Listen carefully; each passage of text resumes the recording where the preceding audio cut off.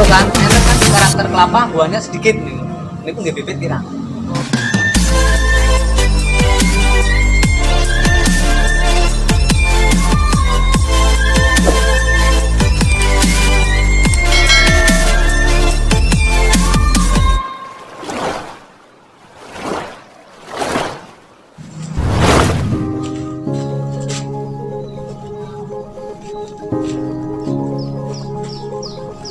Assalamualaikum warahmatullahi wabarakatuh. Ketemu lagi di channel Rindu Pantai. Kali ini pembahasannya kita bahas yang ringan tapi ini penting bagi teman-teman pecinta bonsai kelapa. Faktor bibit ini memang sering dilalaikan. Bagaimana pemilihan bibit yang benar bagus untuk bahan bonsai kelapa kita? Kita simak videonya.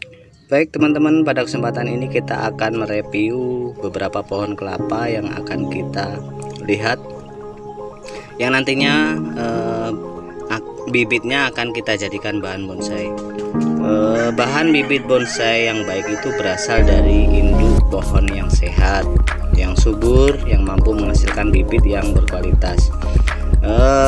Pohon yang baik itu bisa dilihat dari figurnya, yaitu sehat, air di dalam buah juga cukup.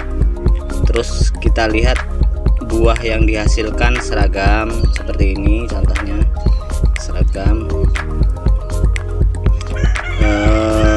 Nantinya bibit yang kita pakai, yang akan kita semai itu dalam kondisi tua di pohon.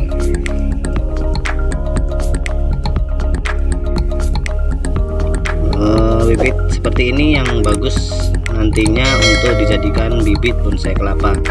Kenapa kita bahas tentang bibit yang bagus untuk bonsai kelapa? Karena bibit yang bagus pertumbuhannya lebih cepat. Jadi yang kita harapkan adalah bonsai kelapa kita kondisinya subur. Kemudian hasil yang ingin kita dapatkan adalah bonsai kelapa kita lebih cepat pecah daun. Jadi mungkin ada beberapa keluhan bonsai kelapanya sudah hampir sekitar 1 tahun tapi belum pecah daun sempurna. Mungkin salah satu penyebabnya adalah dari bibit yang kurang berkualitas, jadi pertumbuhannya agak lambat. Pertumbuhan yang lambat inilah yang mempengaruhi lamanya bonsai kelapa itu untuk pecah daun.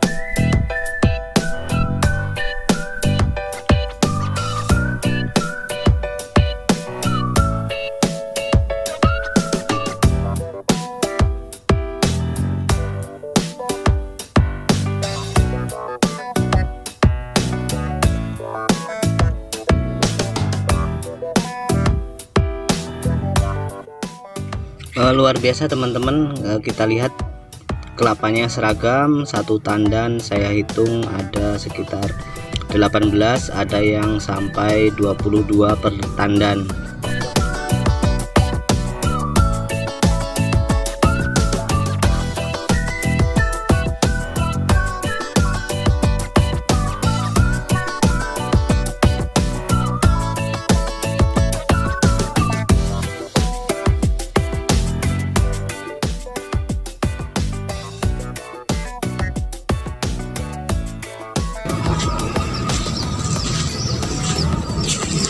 Jadi untuk teman-teman dalam memilih bibit kelapa itu kita usahakan bibit kelapa kita berasal dari sumber induk yang sehat seperti ini, dengan buah lebat, ukuran buah rata. Hasil yang kita dapat bonsai kelapa kita itu pertumbuhannya lebih cepat.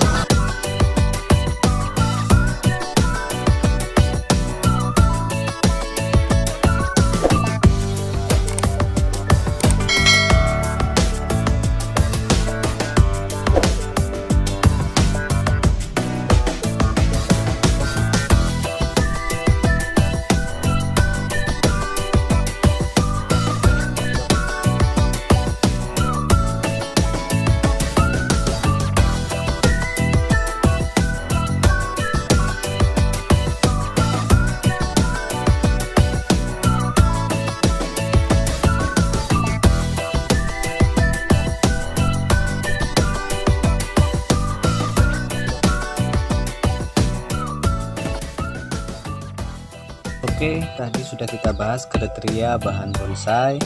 Selanjutnya kita bahas jenis atau varietas kelapa. Memilih jenis kelapa juga harus memperhatikan karakteristik tanamannya. Kenapa? Karena ada beberapa jenis kelapa yang karakteristiknya di alam memang tinggi besar, pelepah panjang. Jadi harus kita pilah-pilah mana yang bagus untuk dijadikan bahan bonsai. Untuk yang pertama, jenis kelapa gadang. Mungkin ada beberapa teman yang asing dengan nama kelapa gadang. Kelapa gadang ini umumnya disebut dengan kelapa hijau. Jenis kelapa hijau ini karakternya dia pohon tinggi besar dan tangkai daun pelepahnya panjang. Jadi mungkin untuk dijadikan bahan bonsai kita akan menemui banyak kesulitan karena karakter pohonnya dia agak bongsor. Untuk jenis selanjutnya, jenis kelapa gading. Nah, ini dia jenis paling populer dijadikan bahan bonsai kelapa. Kenapa? Karena daunnya hijau kekuningan, sangat menarik. Kemudian karakteristik pohon dan pelepahnya pendek. Yang ketiga, jenis kelapa genjah. Kelapa genjah terbagi menjadi beberapa jenis ya teman-teman. Ada jenis entok, kopior, pandan wangi, wulung. Karakter pohonnya pun tidak terlalu besar dan pelepahnya tidak terlalu panjang. Jadi sangat mungkin untuk dijadikan bahan bonsai. Yang keempat, jenis kelapa merah. Kelapa merah ini salah satu golongan kelapa dengan karakter pohon yang besar dan tinggi. Jadi hampir sama dengan kelapa hijau. Yang kelima, jenis kelapa hibrida. Kelapa hibrida ini merupakan hasil persilangan antara dua jenis, yaitu kelapa hijau dan kelapa genjah, sehingga muncul sifat bagus dari keduanya. Jadi itu beberapa jenis kelapa ya teman-teman. Jadi dari beberapa jenis yang kita jelaskan tadi, teman-teman bisa memilih jenis kelapa mana yang sesuai dengan minat teman-teman semua.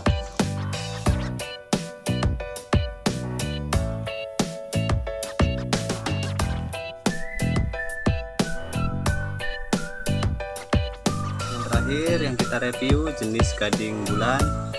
Ini menjadi favorit hampir semua pecinta bonsai kelapa.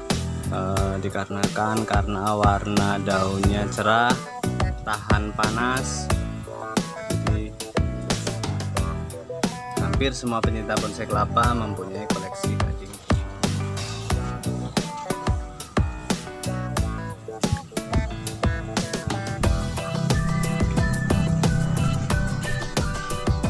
Oke, selanjutnya kita review untuk yang ini jenis kelapa gading oren.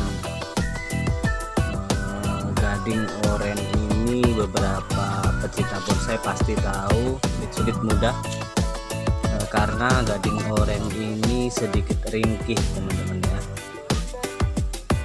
Jadi seringkali dia terserang bercak hitam, kemudian layu dan mati. Jadi memang agak sulit.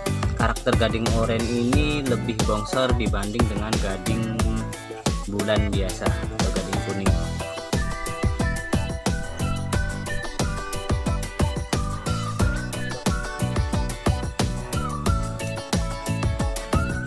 Teman-teman, ini contoh kelapa gading merah atau biasa disebut dengan kelapa puyuh.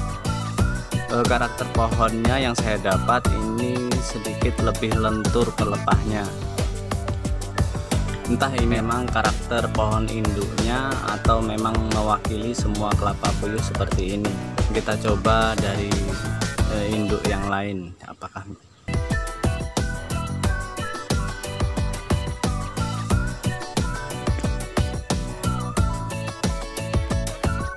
seperti ini contohnya teman-teman, jenis kelapa dalam yang coba saya bonsai. Sesuai dengan karakter induknya, karakter kelapa dalam badannya besar, pelepahnya panjang, jadi memang agak sulit untuk dikerdilkan seperti kelapa gading.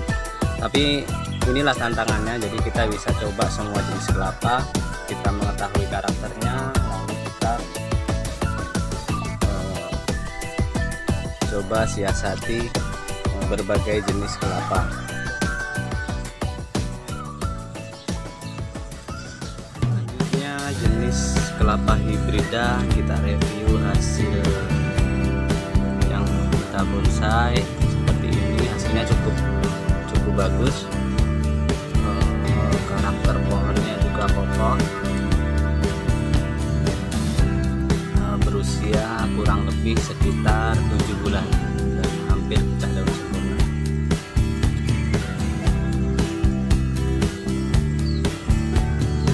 Terima kasih sudah menyimak video ini. Dukung Rindu Pantai Channel dengan mengklik tombol subscribe. Kemudian apabila teman-teman menyukai video kami, silahkan tekan tombol like dan berikan komentar positif agar Rindu Pantai Channel semakin bersemangat memberikan konten bermanfaat. Sampai jumpa di video kami selanjutnya.